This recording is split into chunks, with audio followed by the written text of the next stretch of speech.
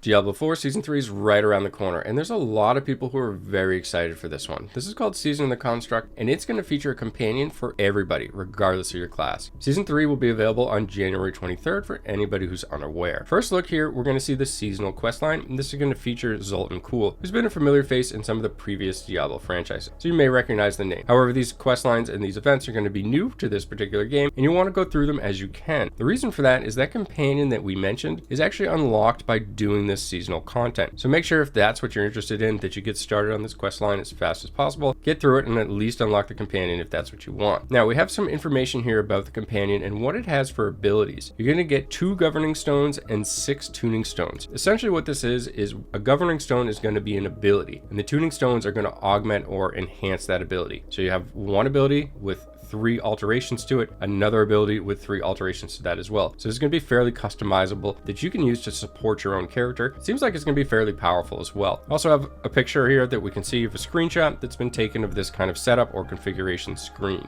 As for the stones themselves, they can be leveled up. So you'll participate in events, get experience for them, and continue to grow and expand the benefits of having this companion. There's also a list of the stones here. I'll leave a link to this patch notes so that you can find the information yourself if you'd like to go through this, or you can pause the screen and read through them. I'll read through a couple of them just to give you some examples in case you're not following along on screen. Auto defense activates a field around itself, shooting down enemy projectiles. Doesn't work on boss or player projectiles. So here we have a method of something that you can enhance the ability if your particular character is susceptible or vulnerable to projectiles. Say ballistas take your character out frequently because you use a somewhat stationary build. Another example here is gyrate. The construct whirls its legs around, quickly dealing damage to all surrounding enemies. This could also be useful if your character lacks AoE. So you're going to be able to put certain or particular abilities onto these constructs, and then you can enhance or augment the ability as well. One of these is going to increase the effect size. Another one is going to increase the attack speed. So you could have that whirlwind have increased attack speed, just adding to the AoE damage it does. And again, you'll be able to level these stones up to make them even more powerful. Further along towards the bottom, we actually have some hints here that there's going to be some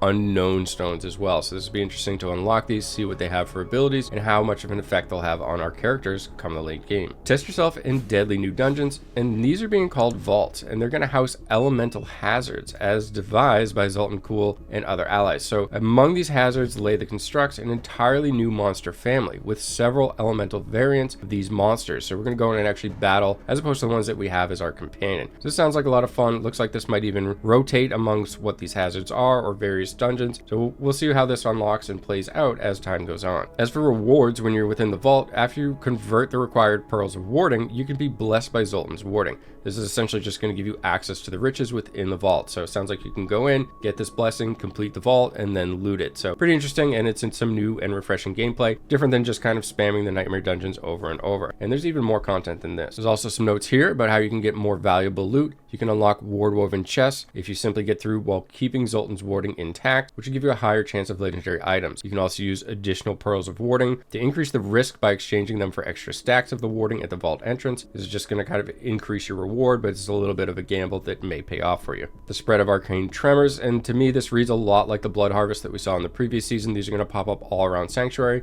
You'll be able to go there, participate in kind of short or brief objectives, and make use of this and gain some rewards for it as well. We also have a tidbit that leaderboards will be arriving with the gauntlet. So this will be coming soon, and be very interesting to see how this plays out and whether or not this kind of funnels everybody into certain builds in order to compete for those spots. If you're not interested in the leaderboards, then of course that won't be a factor. There's a number of quality of life updates coming with the Season of Construct as well, and I was pretty excited about some of these. Hell Tides will actually be active more frequently, save for a 5-minute rest once per hour. So pretty exciting about this. A lot of people complain that they can't frequently make the time and get the advantage of farming the Hell Tide, so this is really going to reduce that. Enhanced movement with WASD, extra stash tab, always a benefit. Various quality of life updates as well, and these are all kind of lumped together. You can reallocate your skill tree easier, improvements to the UI when trading gold. This is hopefully talking about the console players that takes an incredibly long time to increase the amount of gold they want to trade, which also affects PC players that are receiving trades from them. So hopefully this is just kind of going to be improved. Increased rates to earn the items needed to summon the beast in ice and more. Here's an example of the skill tree change. And per usual, we have the ability to earn rewards with the season journey and battle pass. Get some images here as well. Construct battle pass along with some of the objectives that you'll be faced with if you want to unlock these. Premium battle pass along with the cosmetic mount, and of course some information about some of the skins that will be available in the shop as well. So here's some info if you want to stay up to date with Diablo 4 news as well. I hope you enjoy the season when it comes. As always, thanks for taking the time to watch, and have a great day.